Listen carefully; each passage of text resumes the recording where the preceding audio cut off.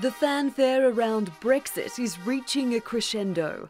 The negotiations for our departure are now in the endgame, and we are working extremely hard through the night to make progress on the remaining issues in the withdrawal agreement, which are significant. The UK is due to leave the European Union single market and the customs union, but the finer details of the split are still being ironed out, with just months to spare.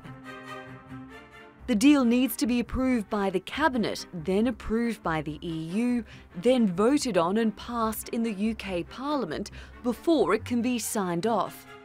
If there's a stumbling block at any of those stages, it could mean a so-called no-deal divorce. One of the key issues to resolve for the UK in the EU is the border between Northern Ireland and Ireland. We need to have in this treaty what is called a backstop. That is, an all-weather assurance to be sure that there will not be a hard border on the island of Ireland.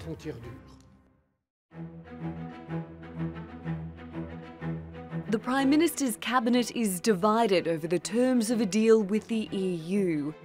Theresa May's ability to unite her ministers to back her position has become a political guessing game. Last week, Joe Johnson, the brother of former Foreign Secretary Boris Johnson, became the 6th minister to resign over Brexit. We are barrelling towards an incoherent Brexit that is going to leave us trapped in a subordinate relationship to the EU. He has called for the public to be given another vote. He's not alone.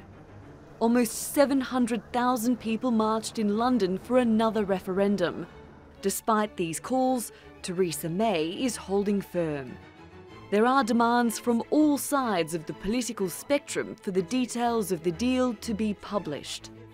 But it seems there's also confusion at the highest levels of office, even at this stage, about how dependent the island nation is on the EU.